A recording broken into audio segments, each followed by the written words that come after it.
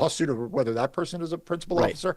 But then, I'm assuming that is what he is going to say, is that he saw that or he was told it and maybe he was given bad information. I don't know. I don't know what the argument is going to be. I do know this, that neither the Department of Justice that submitted the affidavit, nor in the declaration or affidavit, I don't remember which it was, but in that document itself, it does not say who is the head of Doge. Right. Right. It simply says that Elon Musk is a special government employee on a temporary basis, and he's basically just an advisor in the White House. So, like, for everything you see going on, everyone in America, about Elon Musk being in charge of things, including, standing in the Oval Office, answering questions while Donald Trump is hunched over his desk, basically babysitting Elon's kid, and getting insulted by him. Notwithstanding the fact that Donald Trump has Elon Musk sitting in a chair next to him with Hannity giving a joint interview. It turns out Elon Musk is just like some staffer. He's just some advisor.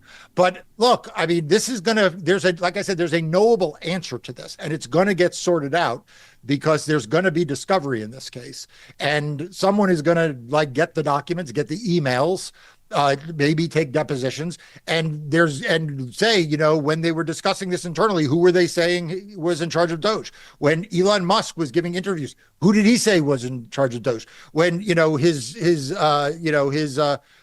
functionaries, his recent high school graduates were rummaging around various databases for Doge, were they saying it was on behalf of Elon Musk? Like, these are all knowable facts, so it's just so fucking weird. Mark, all of this really is in service of a broader question here, which is what is happening with Doge? Is there a legal basis for it? So let's say Elon Musk, let's say it's proven in discovery that in fact Elon Musk is the person in charge of Doge, because of course he's the person in charge of Doge. And so how is that, what are the legal implications in terms of what Doge has done so far if it turns out that he is the person who's in charge? So first of all, before we get to legal implications, Mr. Fisher is going to have to explain his affidavit, and I suspect that will become a subject of interest to the court. The lawyers who submitted it, they're going to have to explain themselves to the court, I suspect. I mean, I don't know, the judge can decide to look past this, although I strongly suspect the federal judge is not going to look past this because it's such a central issue in the case. But on the merits, you again wind up with the question of, well, does a private citizen, in this case, Elon Musk, even if he has been appointed for a temporary basis, a role in the federal government, can that person run something of as much a policy setting organization as he seems to be doing? Or does that person have to be an officer or principal officer of the United States? And that, then could invalidate all of the actions of Doge if it violates what's referred to as the appointments clause, which requires these to be appointed under the Constitution. But I think that, like I said, there is a fundamental question, Brian, that frankly is starting to emerge as a storyline here. We heard a lot in the early days of Donald Trump's administration with the executive orders, and really even in the days leading up to that this was a White House that had planned all this out, that this was well lawyered, that this was all really thought through, that they had a strategy. They were not the bumbling idiots that we saw in 2017. And the question is that true? Or have they just been winging it? Like they winged it that he's in charge of Doge. Now they're winging it. He's not in charge of Doge. The lawyers don't really know which way's up. They're relying on whatever. Some guy named Fisher is like drew the short straw and was told something, so he filled out an affidavit. Like I think one of the things we're going to learn is whether this is all really well thought out and they do have this other person and it's all documented and buttoned up internally, or whether this is just a bunch of bullshit. To that point, is there the possibility that this person who signed this affidavit, Joshua Fisher, can shoulder some legal exposure, some personal legal exposure, if he is signing sworn affidavits attesting to something that ends up being completely false?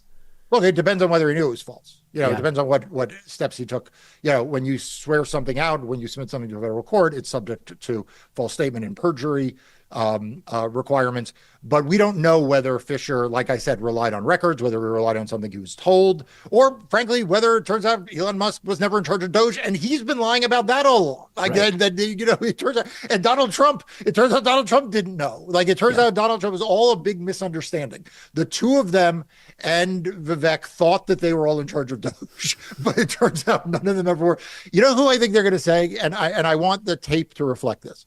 I think they're going to say Marco Rubio is in charge of Doge, because Marco Rubio is the guy at the poker table that everybody is taking advantage of, right? Marco Rubio, he is there's an old Yiddish saying about a schlemiel and a schlemazel. The schlemiel is the one who spills the soup.